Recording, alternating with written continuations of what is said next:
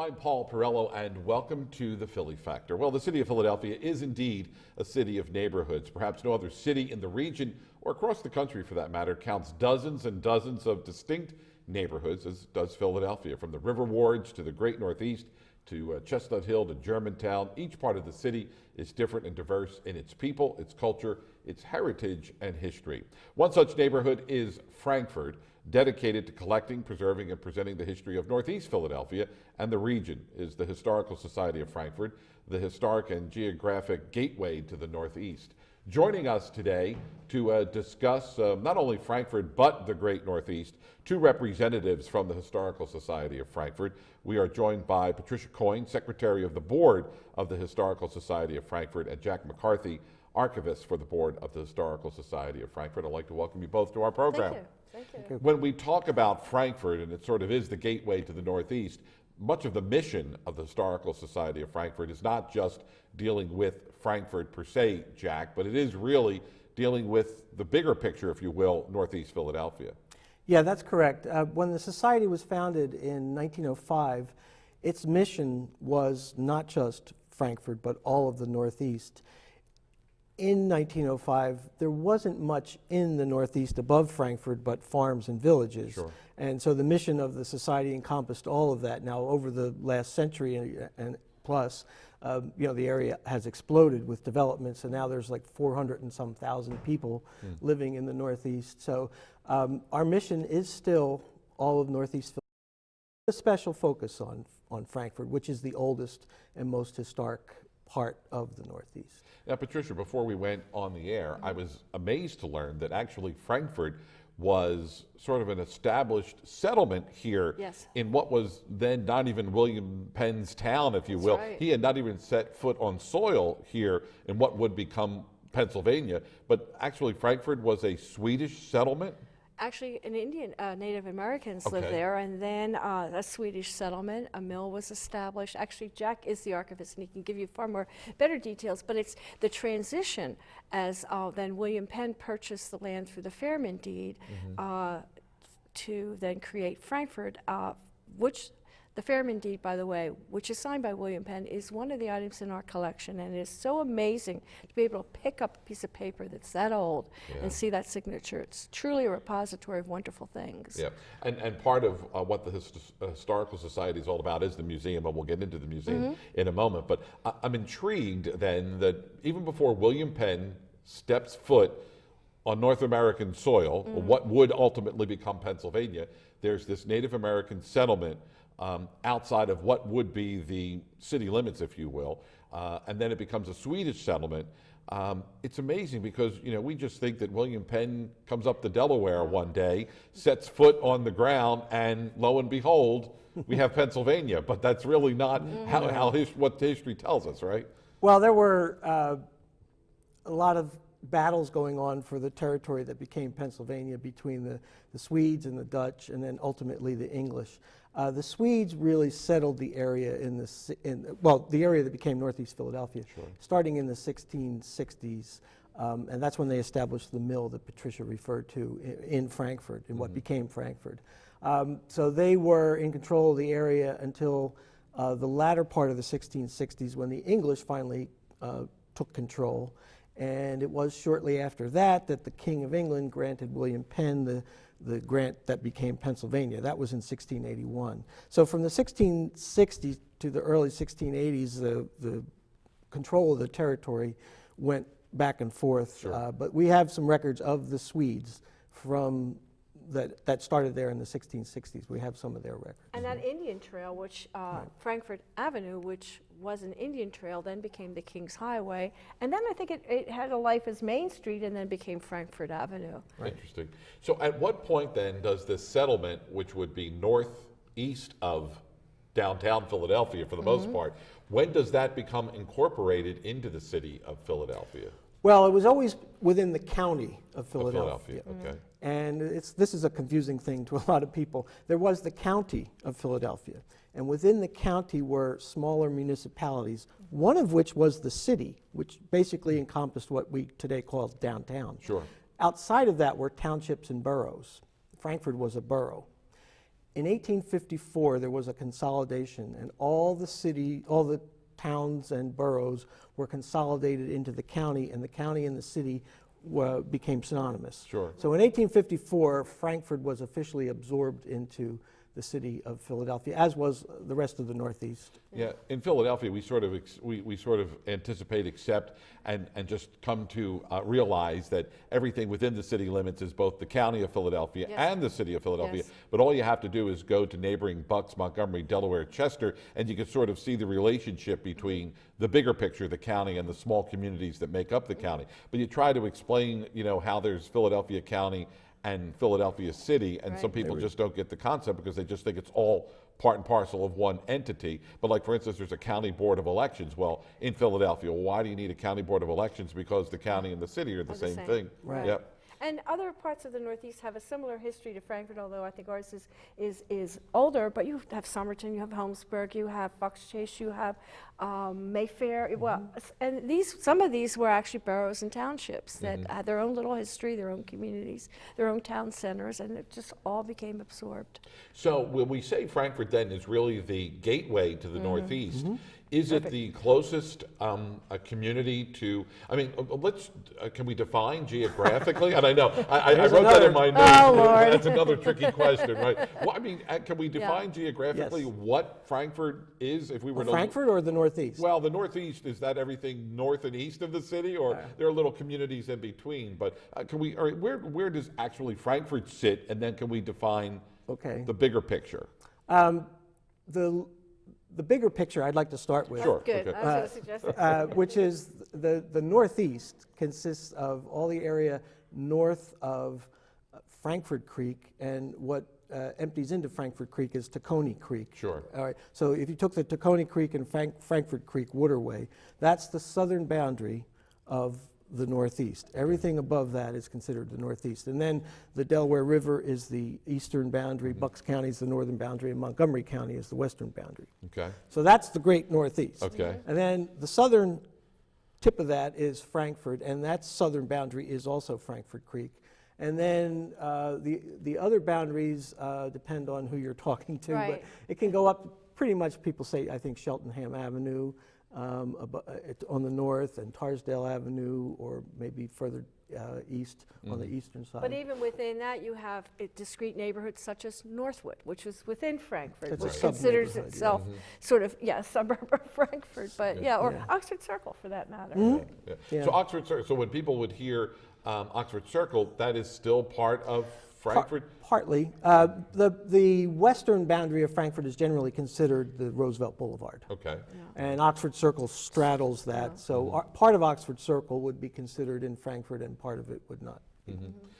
Let's talk about the historical significance then of Frankfurt. Once we get past the colonial days, all right, it's a community that begins to thrive.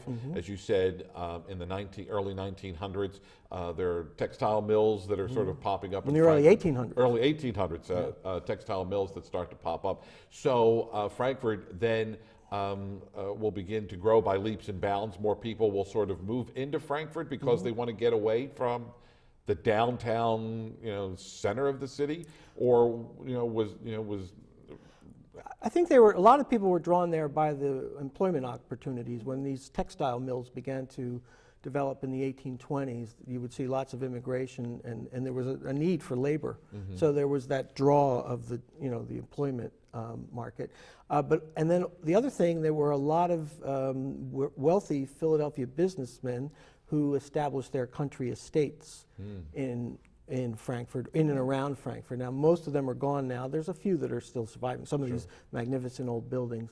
But you had this mix of country estates in the area surrounding Frankfurt, and then a lot of the workers for all the textile mills and the other kinds of factories. And then Frankfurt developed essentially into a very prosperous commercial and business center in the early 1800s, starting at that time, and lasted that way for over a century. But it's always had a diverse economic, cultural, social, and ethnic base, has it not? Yeah. For the most part.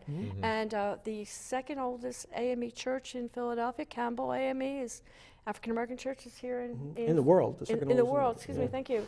Well, is in Frankfurt.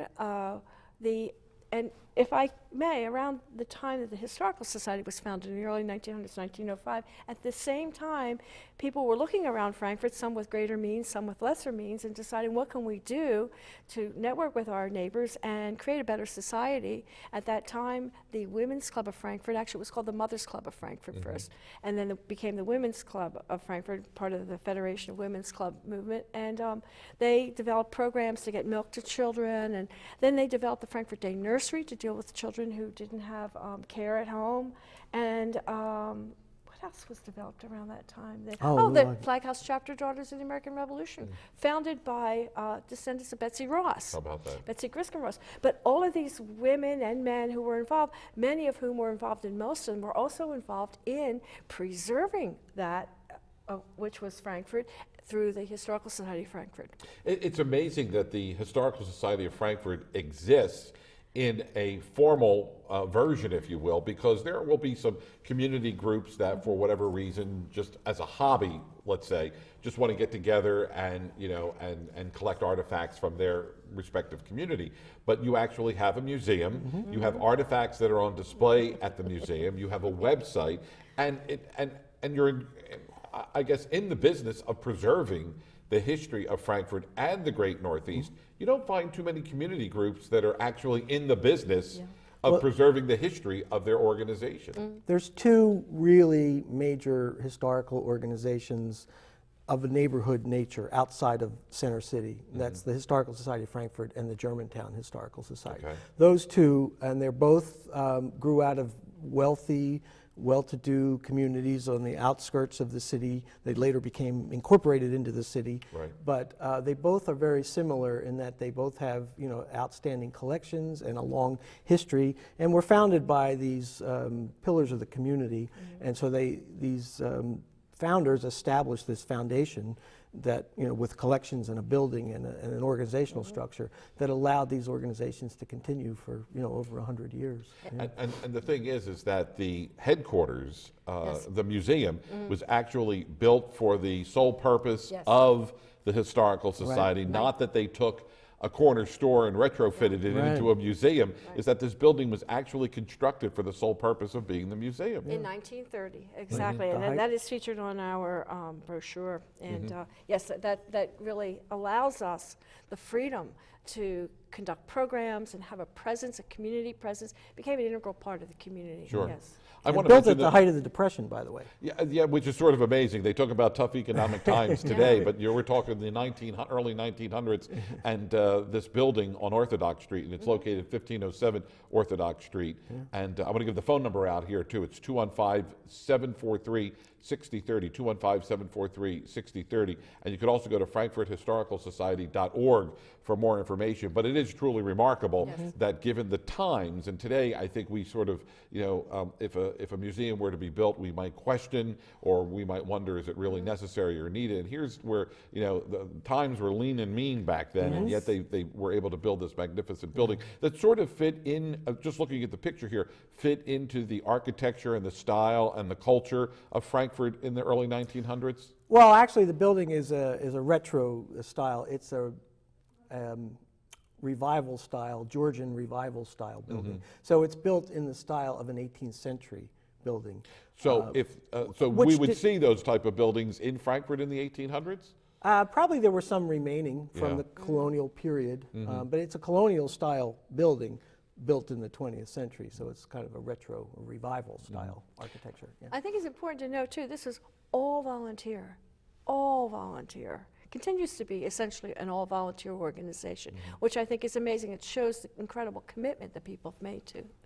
So you're always looking for volunteers then to help you in your mission, because any organization, you know, is only as good as the legion of volunteers that sort of follow. And whether it's organizing, you know, a program or getting a guest speaker to come in to speak, you really do need volunteers, the people that are going to, you know, be the legs of the organization for community outreach programs or whatever it is that you're planning. And again, they can find out more about volunteering on the website, which is frankfurthistoricalsociety.org. they can find out how they can volunteer, right? Yes, yes. Some of the historical significance of Frankfurt. I mean, when you hear Frankfurt, Frankfurt Hospital, you hear of some of the businesses that sort of came and went. So anything historically significant come out of Frankfurt, when you look at the bigger picture of the history of Philadelphia? Several things. We were mentioning earlier, Frankfurt was a center of business and industry and commerce in the early 1800s, and the first savings and loan in the nation was founded in Frankfurt in 1831, Oxford Provident Building Association. The first private psychiatric hospital in the nation, Friends Hospital, was founded, I think it was 1813 or 14 in Frankfurt. Some of the earliest textile mills in the nation were founded in Frankfurt around the same time. You jump ahead a century or so, there was the Frankfurt Yellow Jackets football team, I think I've heard of them. the first professional football team in Philadelphia, and they eventually sort of morphed into the Philadelphia Eagles. There was a Frankfurt Symphony Orchestra, which several of the members of that eventually were active in founding the Philadelphia Orchestra. So there are a lot of cultural and leisure and business and educational and civic organizations that had their roots in the whole country, had their roots right in Frankfurt. And when you think of Frankfurt first, you talk about the Yellow Jackets. What about the Frankfurt Arsenal? Did that just happen to be an arsenal that just happened to be located in Frankfurt? No, actually, there was a powder mill and munitions factory in Frankfurt, and there was a lot of industry around that, and that actually led to the founding of the Frankfurt Arsenal, or not the founding of it, but that it's being located near Frankfurt was because there was already a gunpowder culture in Frankfurt. Sure. And actually, Paul Revere came to that powder mill to observe how they made gunpowder. Went to the Jolly Post Tavern, which was in Frankfurt, and wrote out his notes of what he remembered, how it was made, and then took that back to Boston. Wow. The name Frankfurt, was it originally known as Frankfurt back in the 1660s, or how does that name sort of arrive on the map, if you will? In the 1680s, you begin to see it on maps, and there's a lot of speculation, and it's not been documented as to exactly how, but probably there was, William Penn was courting a lot of German immigrants to Pennsylvania. He was trying to get them to come and settle. And there was a Frankfurt land company that he was courting, and they never actually settled in Frankfurt, but I think there was an arrangement where they were going to or something. And so I think the name Frankfurt came from Frankfurt with a U-R-T, right. Germany. But that's never been documented definitively. Yeah. Patricia, you mentioned at the beginning of the program about this historic document, which is the deed from William Penn that you could actually see, and it's pretty amazing because oftentimes, like important documents like the Constitution and the Declaration of Independence, which were penned, if you will, right here in Philadelphia, are under lock and key in the National Archives. So, what other type of historical items might we see when we come to the Historical Society of Frankfurt? What type of displays are there that we could see? Is it possible that some of the early china and silverware from the early settlers might be there, or even some of the early families that lived back in the 1900s? Might they be on display there? Well, I'll just give you we have our general library and our general museum, and then we often focus on special displays, whether it's fire memorabilia, because there were a number of firehouses in Frankfurt, and ultimately when they folded, volunteer fire companies, that we received their materials.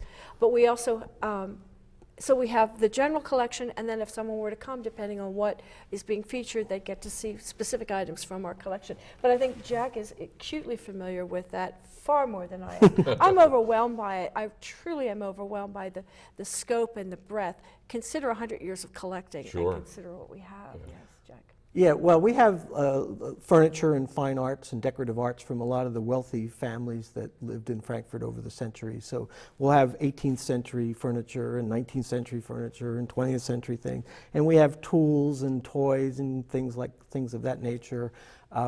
But what we haven't discussed, which is the real jewel of the society, is the library.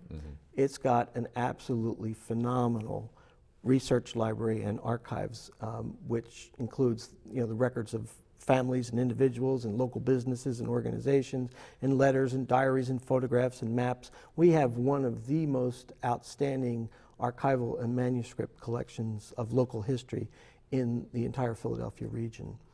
And so how do you acquire these items then? Because, you know, chances are there are a lot of old homes, not only in Frankfurt, but across the city. And, you know, people come and go, and all of a sudden there's this box in the attic, and you start going through these papers, and they're dusty, and they're moldy, and they're smelly. But, you know, the dates are 1900, the dates may even go before 1900. Chances are you would hope that somebody would wake up and smell the mold and the dust and say, this probably should go to a library, if you will. But so how do you acquire some of these? Exactly the way you as I described it. Can I give you two recent examples? I was asked by a former Frankfurt resident if the society would be interested in an old magic lantern that had been an aunt of the family's, and full of some historic slides of history programs, but also some interiors of some churches from over 100 years ago. Absolutely fascinating, some Frankfurt churches. At the same time, the Women's Club of Frankfurt was folding after 100 years, and we were able to get the archives, bring them, or the archived materials, and bring them, rather than having them dispersed among the members or whatever else, so that they could be displayed and presented. So it's partially our responsibilities, board members, or just even our members. We have 100 and some members, maybe even more than that, actually. A lot of people that participate in our programs. Membership is critical to keeping us going, because although we're all volunteer, we have a building to maintain. And while it's both a curse and a blessing, because we have to keep that building heated, we have to keep our collections at prime environmental climate conditions.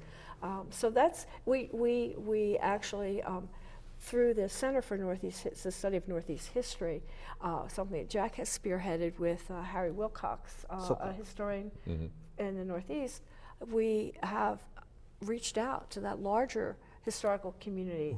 And I think there's some items that we've acquired, if not directly, we've been able to put, like the Holmes paper collection.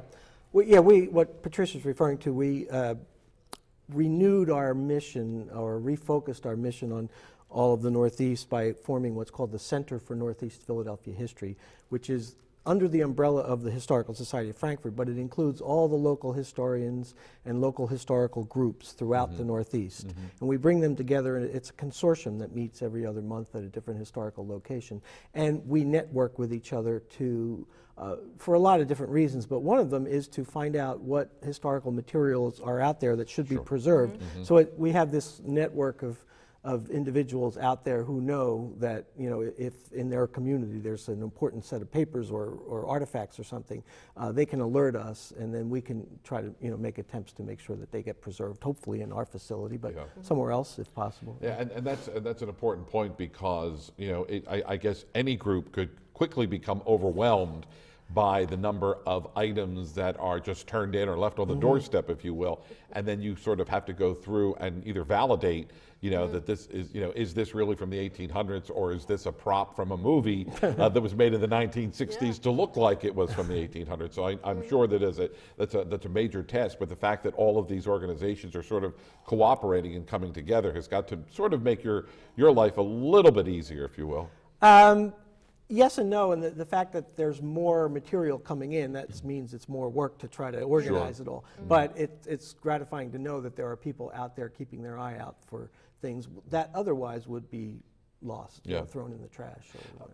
And Frankfurt, like many other areas of the city and the region for that matter, you know, sort of, you know, go through these growth spurts, and then things tend to become a little stagnant, and then there's a growth spurt, and then in some cases there's even, you know, some urban blight that sort of sets in. And Frankfurt is not without that, if you will, because I would guess that as the Northeast became the Great Northeast and then became the Far Northeast, people kept moving further and further and further out, if you will. If you just look at the Roosevelt Boulevard and how it extended up to Bucks County, is that, you know, how does that impact Frankfurt then, as that, you know, as that population begins to move out of the area and move further north, west, if you will, maybe even over the river into New Jersey? Yeah, well, the community doesn't have the resources that it had 100 years ago or 78 years ago when the building was built. So it's a struggle, and there are a lot of people that are in the community now that don't have the roots of their family going back hundreds of years, like it was the case when the society was founded. So it is a struggle. Yep. The demographic shifts and the population changes have made it harder for the society to find the community support that it needs. So as a result, we've developed a couple of fundraising initiatives. Besides our free programs that we give monthly, we have an antique appraisal fair on Sunday, June 7th. Barry Schlossberg has volunteered his time to do that. People come in from all over. They get to see a little bit of our collection, our museum, but they get to learn about their items. We have Philadelphia Flag Day Association in June is going to do a program on historical flags and banners. So we bring people in. We also have a Bridge to the Future funding campaign. This all requires, who are our stakeholders? As their means diminish, we have to expand our reach and pump up our efforts to get funds. We have a strategic plan in place. We have a well-organized board. We have great volunteers. We have tremendous collection and a wonderful building. We want to keep it going into the future. Yeah. And again, people can participate in either the free programs, some of the paid programs. They could come out and tour the museum, and if they would like to volunteer, they could actually, again, go online to frankfurthistoricalsociety.org, and you can volunteer. And really, no matter what you may be interested in history, you might just be interested in Frankfurt per se, you might be interested in bags of banners and flags, yes, if you will. Right, and right. Everybody likes to fly Old Glory when it comes to Flag Day. You might want to learn a little bit about flags and banners. So we invite you to turn out to the website, first of all, which is frankfurthistoricalsociety.org, and of course you're invited to take a tour of the Historical Society of Frankfurt, located at 1507 Orthodox Street. You can always call for directions and for more information, 215-743-6030. And I want to thank Patricia and Jack for being with us here on the program. Thanks for having us. Continued success. Best of luck to you. My pleasure. All right. Thank you. We thank them for being with us here. And again, it's the frankfurthistoricalsociety.org. Check them out online. For the Philly Factor, my name is Paul Perillo. Thanks so much for being with us.